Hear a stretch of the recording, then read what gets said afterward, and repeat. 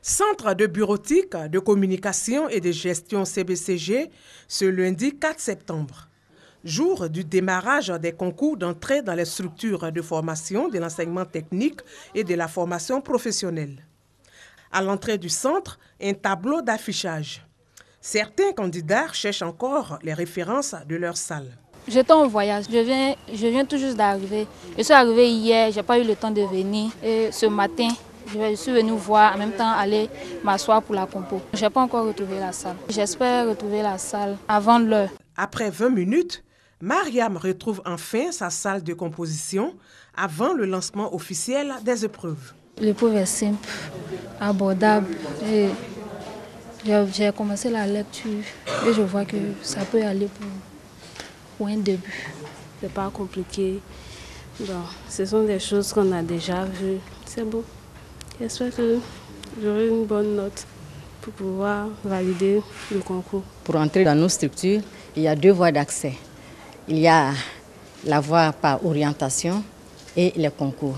On attend que les candidats donnent le meilleur d'eux-mêmes pour que nous, dans nos structures, nous puissions avoir les meilleurs élèves. Vous venez à l'enseignement technique et à la formation professionnelle, vous avez un emploi, un avenir assuré. En plus du français, 3 autres matières sont en lice: anglais, mathématiques et connaissances du monde contemporain. Ce sont 18 883 candidats répartis dans 61 centres qui frappent aux portes de l'enseignement technique et de la formation professionnelle. Pour s'assurer du bon déroulement des épreuves, le secrétaire d'État chargé de la formation professionnelle et de l'enseignement technique visite quelques centres. Ce sont donc des enfants qui passent le concours pour faire donc le BT, pour faire le CAP, le BEP, dans le secteur donc de l'industrie, tertiaire, bâtiment, hôtellerie. Donc nous sommes venus nous assurer que ce concours se passe dans les meilleures conditions.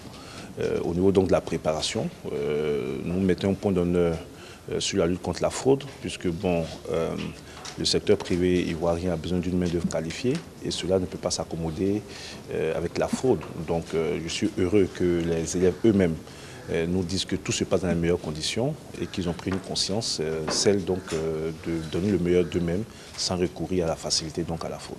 Les résultats sont attendus le 14 septembre prochain. 9000 places sont disponibles.